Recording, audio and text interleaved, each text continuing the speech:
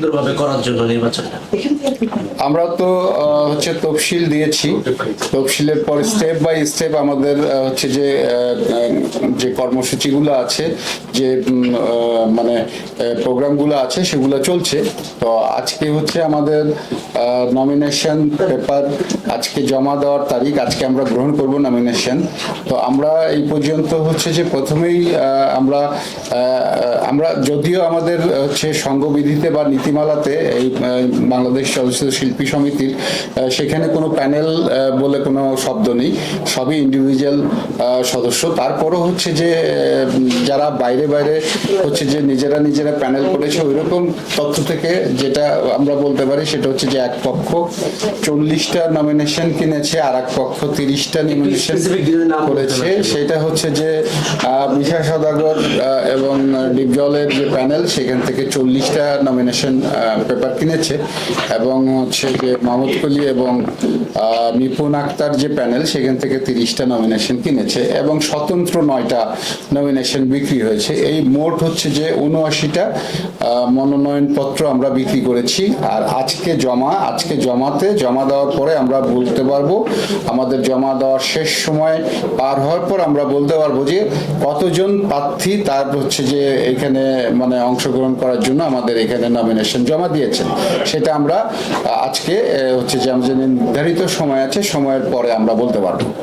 আর তারপরে হচ্ছে যে অবশ্যই নির্বাচন, এটা চ্যালেঞ্জিং নির্বাচন, কারণ হচ্ছে যে গতবার এই নির্বাচন নিয়ে যে পরিস্থিতির সৃষ্টি হয়েছিল আপনারা সবাই জানেন যে সেইটার অভিজ্ঞতা খুব একটা ভালো ছিল না গতবারের। সেখানে হচ্ছে যে নির্বাচনের ফলাফল নিয়ে হচ্ছে যে সুপ্রিম কোর্ট পর্যন্ত, অ্যাপিলেট ডিভিশন পর্যন্ত সেখানে মামলা গড়িয়েছিল।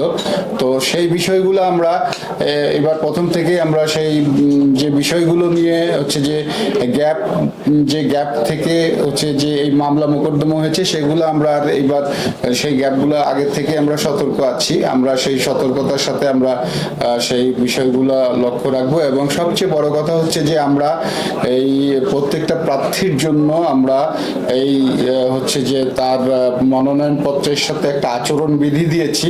এই আচরণ বিধি হচ্ছে আমাদের হচ্ছে সংঘবিধি এবং নীতিমালার সাথে হচ্ছে যে এটা আমরা সামঞ্জস্য রেখে আমরা করেছি, যেটা হচ্ছে যে এই বিধি যেগুলো আচরণ বিধি করা হয়েছে তার ব্যত্যয় ঘটলে সর্বোচ্চ যে ব্যবস্থা আছে সেইটা হচ্ছে যে তার প্রার্থিতা বাতিল হতে পারে, এমন বিষয় রেখে আমরা হচ্ছে যে সেই আচরণ বিধি করেছি।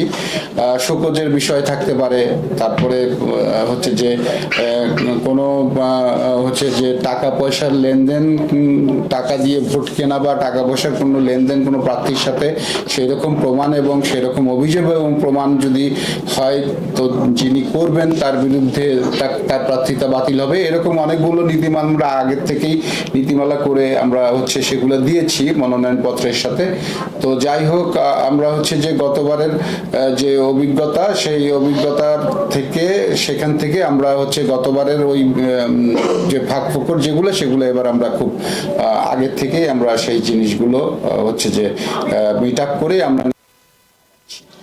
আজকে একটা পত্রিকা, কালের কণ্ঠ নামে একটা পত্রিকার মধ্যে একটা নিউজ আসছে যে গতবারের নির্বাচনের পরে যে মামলা হয়েছে এই মামলার রেস ধরে এই বছরের নির্বাচনটা আসলে হচ্ছে না, এরকম একটা নিউজ করেছে। আসলে এটা কতটুকু সত্য একটু যদি বলেন। এইরকম একটা হচ্ছে আবেদন আমরা পেয়েছিলাম একজন সদস্যের কাছ থেকে, যে তারা বলেছিল যে গতবারের নির্বাচন নিয়ে এখনো হচ্ছে সুপ্রিম কোর্টে মামলা চলমান, এবং তারা হচ্ছে সার্টিফাইড কপিও আমাদেরকে দিয়েছিল। সেইটা আমরা সেই